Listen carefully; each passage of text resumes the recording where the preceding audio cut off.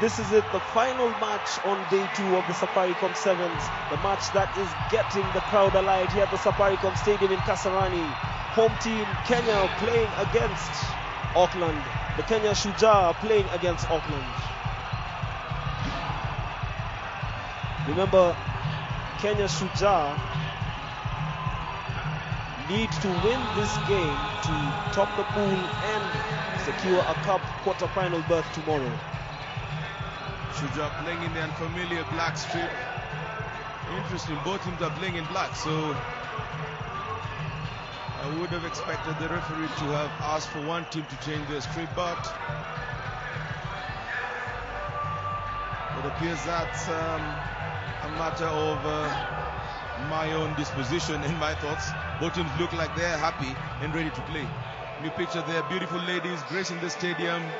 It's actually a carnival atmosphere at the Moi International Sports Center in Kasarani.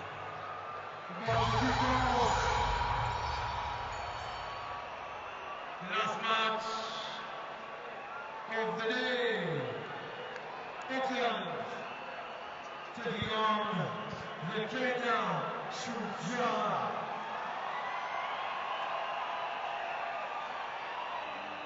Let's give it up for Auckland. Up the Kenya Shujaa. And we're underway. The ball booted deep into Kenya territory. The referee playing advantage early on. New Zealand Metro securing it and forming the ruck. Playing it out and looking to get the scoring underway. Bushmole recovering well there. Thumping tackle coming in from the youngster from the Homeboys team, breaking into the team end. Mike, I think he's actually had a very outstanding tournament so far. He has expressed himself well. He has shown why people have talked about him over the past 2 years. I remember he was voted upcoming player of the year at last year's Sawyer Awards, and definitely living up to his potential.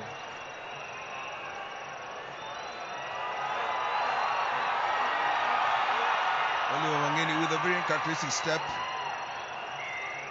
Not coming in from the gate. Augustine Lugonzo scampering to get the ball. Mike Wanjala looks like he's asking for it. They would know each other. Their teammates are the Homeboys Rugby team in Nairobi, Kenya. And that's Bushmole just stepping past a man and gaining territory for Shujaa. Augustine Lugonzo spreading the ball left. Interesting run coming in by Tony Onyango. Back into the forwards. Augustine Lugonzo has got a man off his shoulder, elects to chip. Ball bounces enticingly for OJ. The try box not big enough for the KCB winger and the MVP in the National Sevens circuit. You could just see his frustration there once the ball went dead.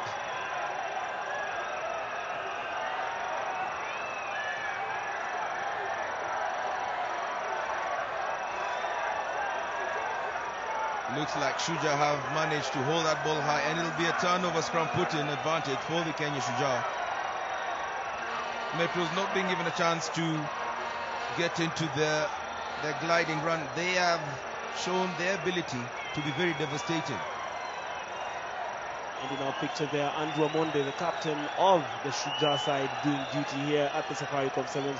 Remember, Shujaa won this title after beating Australia Renegade in the final at the same venue last year.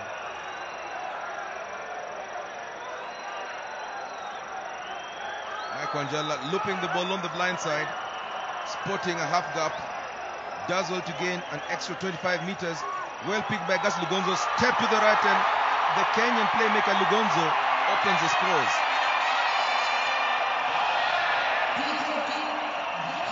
Lugonzo has put in quite a strokey frame, not the lanky fellow we recall fresh out of the Kakamega High School a couple of years ago.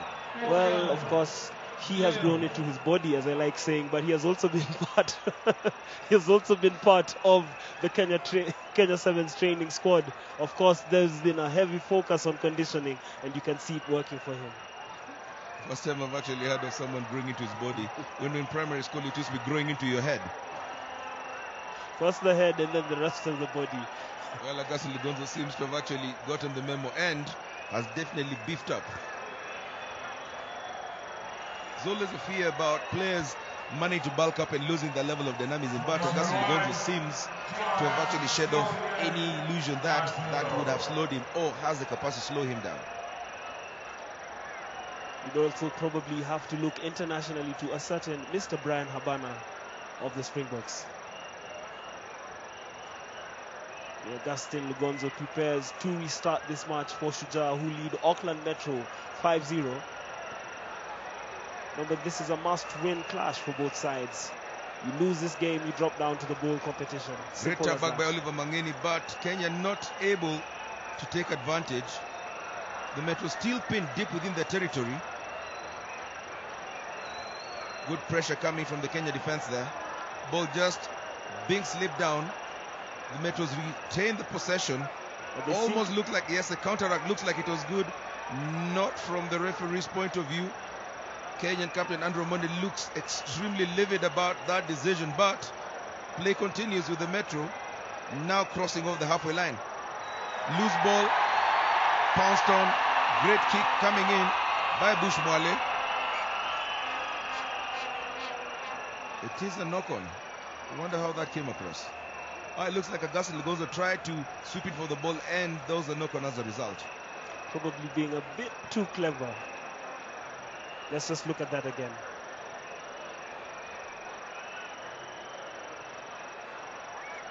It seemed like some soccer action for a moment, and there we see it. But again, how was that a knock-on? Augustin just had a fingertip as the ball was spinning on the ground. You know, that's just the smallest of touches, but enough for it to be a scrum put in for the Auckland Metros.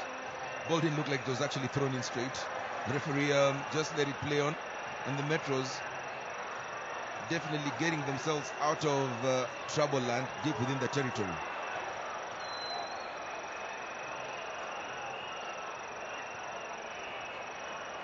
And remember, the Metros have in their ranks Rocky Khan, who has featured for the All Black Sevens. And there he goes, just distributing the ball out.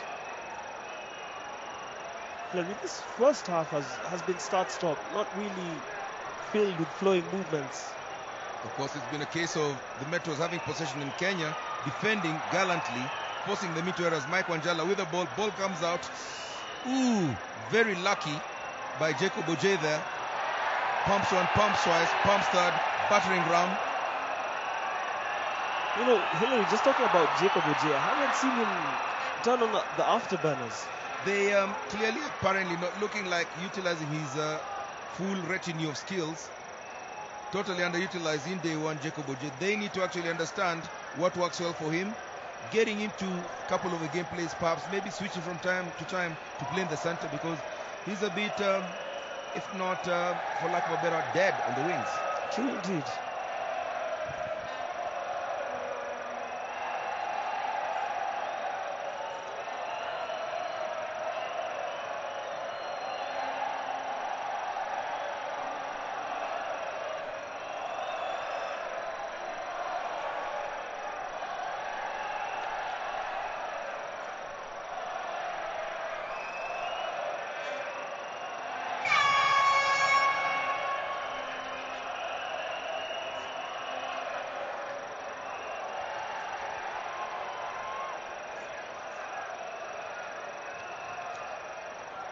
Free for all there.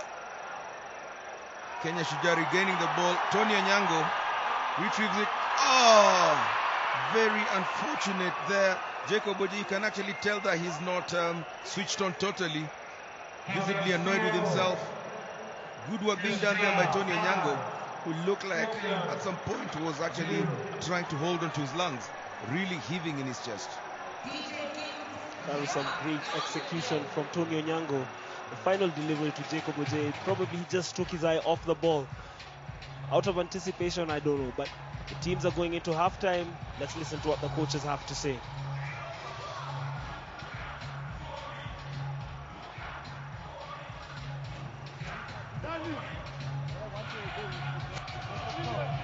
Go behind like this. Behind like that, you're already out. Because you're not getting out quick enough, alright? Augustine. Where's Augustine? Okay. The scrums. Either come closer. Once we did, we made a few breaks, but not finishing, not getting support there. It's there, but it's just controlling their ball. I can see the boys have got confidence in doing it now. All right, they're nothing much, guys. They're just feeding off us. Okay, we've got to start well. The forwards, we go up and we push towards the touchline. Sama, the guys just need to hold us down forward. For these phases, no one kicking balls away. The guy will get the ball, down to the ball, recycle. We just need the one more score after half-time.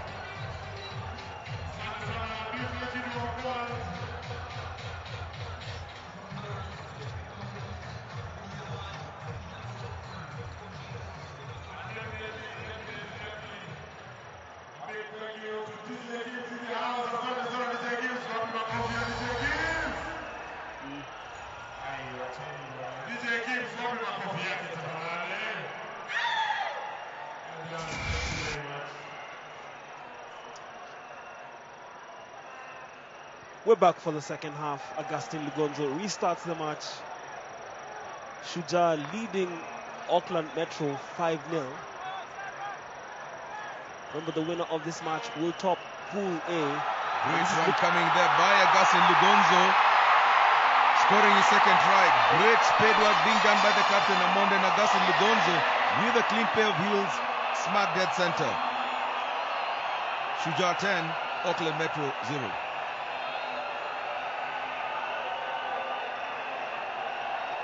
He spotted the gap and took off. And once he was off, had the awareness to just dive, go over, double the lead for Shujaa.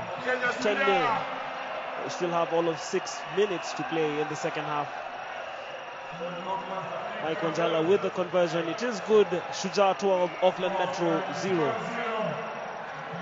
It seems to have sparked some life into the Kenyan fans.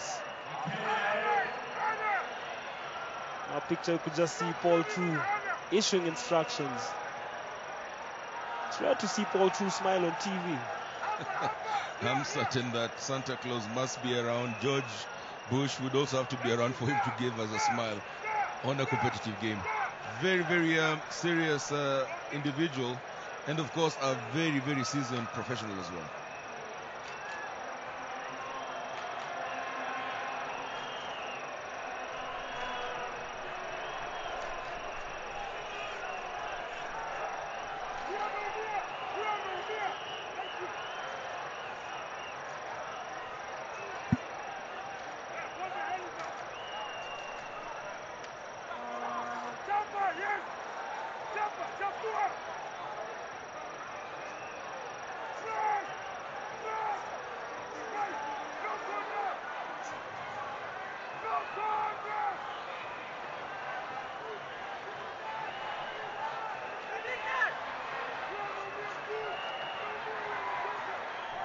So the action continues here at the Safaricom Stadium. It's Shujaa just pressuring Auckland Metro, pinning them down, probably just aware of the time, not allowing Auckland Metro to do anything constructive. But Andrew Monde, in a fit of probably frustration, gets penalized. Of course, a very experienced player there, Andrew Monde, just realizing that they already have 12 points on the board, trying to inflict a little bit more pain and just trying to get the clock to run down. Of course, he knew exactly what he was doing there. Of course, some would argue that once a player touches the ball, then you have a right to jump on him. Looks like he left the Auckland player for worse there. As you just see the Shujaa technical bench, you see Huyo Zanka, Paul True, and partly hidden. Dennis Mwanja, former Kenya Sevens international. It is indeed great to see former internationals being roped in to the coaching setup. Of course, much more fondly known by his nickname, the Iron Man. Definitely one unit of a man who would just run through and pick up about 4 or 5 bodies sprawled in his wake. I remember I was once one of those 4 or 5 bodies sprawled during a league match between Impala and Ulinzi.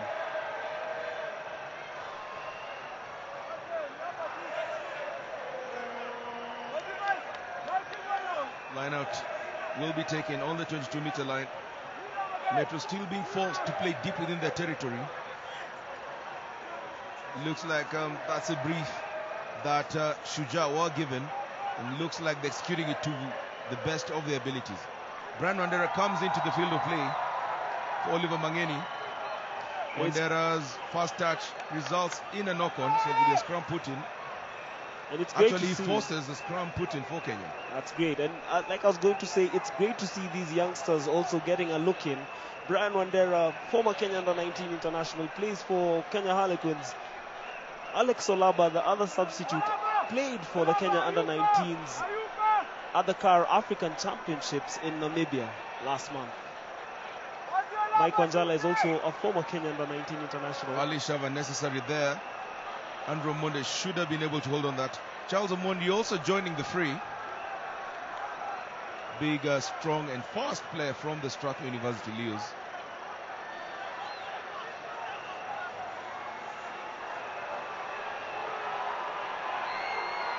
This is looking dangerous for Shujaa and promising for Auckland Metro. Great tackle there by the nippy young Michael Wanjala, just managing to turn over the ball there. Ball not being released after the tackle. We'll have to credit that tackle to Michael Wanjala. Not the biggest man on the pitch, but definitely has a heart. Just holding on to his opponent after he seemingly was getting away. Augustin Ligonzo with the penalty, boots it into touch and eases the pressure off Shujaa. It's going to be a line out and it will be a Shujaa throw-in.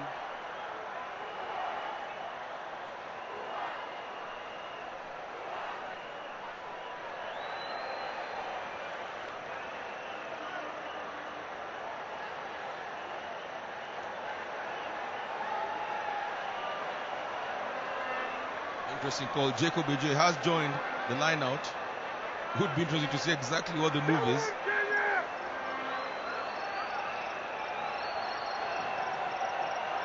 Yeah, he was never going to jump at that line out.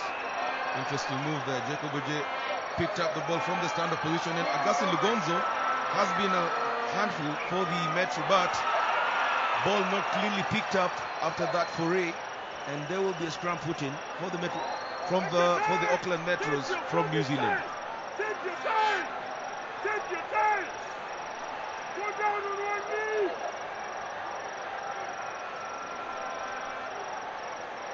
Woo! Woo!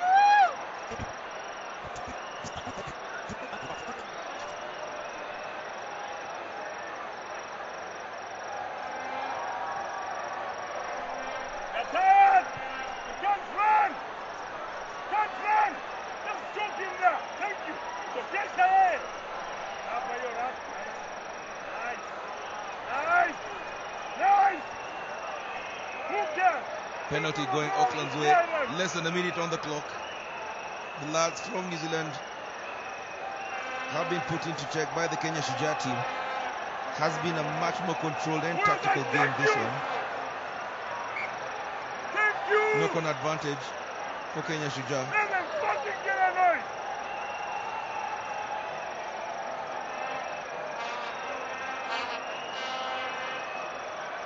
10 seconds, guys! 10 seconds! Mike Wanjala just easily getting the ball. Buzz has already been sounded.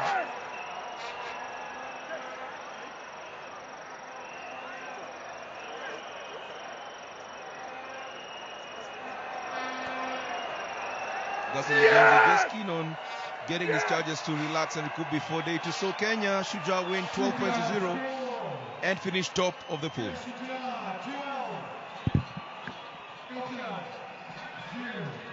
So the 12-0 result means, like Hillary said, that Shujaa will top the pool and will play against Western Province in the Cup quarter-final tomorrow. The quarter-final pairings coming up shortly. But for now, we go to studio and to a commercial.